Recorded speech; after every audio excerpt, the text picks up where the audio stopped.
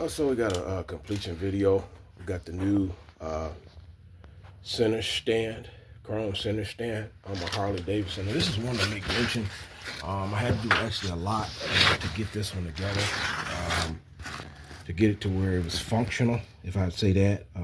Just kind of go over things, got a Zerk gun. I had to actually figure out the appropriate, it only has one distance, right? You can actually screw this up some. You take this down and screw this up some, but the way this works, it has like a little, you can see that, like a beveled edge, right? It has a slope and a beveled edge, but well, a beveled edge is the edge that goes forward, right? So you rock it down and then it kind of just leans back down on the back. I had to look at the picture diagram for that. And then this right here, you take this all the way up and then you screw this down and then you bring everything back up for your actual distances. But overall, this was kind of a setup because I had a few things. Of course, I put on a new tire, and that was kind of something because if you think about it, the standard tire is 18, we're 18 and 16, right? So if you just kind of think about the engineering on it, it's going to push itself off, right? So 18 and 16, that's actually 2 inches. Well, it's the same geometrics in that. If you go higher, of course, it's going to push the frame down lower. So the leveling of it is going to take more to actually push up. So of course you got to adjust these. But what I did basically is I had to buy an air pump, air suspension pump. Now this was a different one. I thought it was going to be like that. I'm like, wait a minute, that's the wrong one. You could actually ruin a shock, air suspension shock on a Harley if you use those because it's not adjustable. Of course, this one has like a release key on it, right? And then it is so you put it in there basically. With this one, it's kind of interesting. I had to actually do research on this one.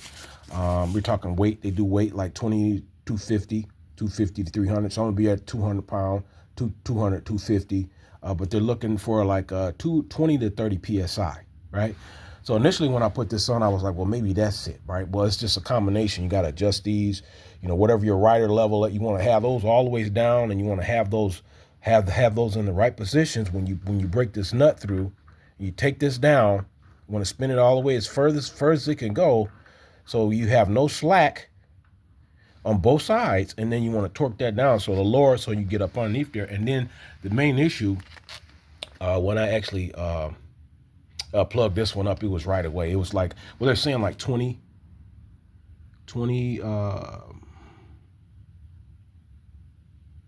to 30, right? So, well, when I plugged it up, it was all the way, actually, the air was gone, right? So I put it in there and it rose right to the PSI side of where it was supposed to be at. So, just kind of give you a go through on that. I've been just documenting all my setups. I finished this the other week and I had it actually, it's quite a bit heavy, right? That thing, I want to say it might be, and this is facts, man. This thing might be, and it's really heavy, right? You think a bike this magnitude, you talk about 900, 1,000 pound bike. I've put a lot of add-ons with the chrome. Of course, that gave it more weight, and this gave it more weight, but you would just assume that it would have to be a heavier stand for that, right? So I put that on. So I got that, and I had to actually, like I said, put air in there. But when I put the air in there, the air itself was gone. Right. So what you do with the air on these, pretty cool. It's got a self-filler cap. You just take the cap off, and you just connect it like it's just any kind of air pump, right? And once you put it in there, that's a pretty good pump. It'll tell you exactly where it's at, and then you just hand pump it up to where it's at. But when I initially did it, it was all the way low. Right, so I just wanted to get a little pre-footage on this.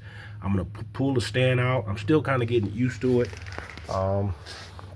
Do I prefer it? I want to say the side stand is pretty much my go-to because of just the difficulty of it. It's not really a difficulty.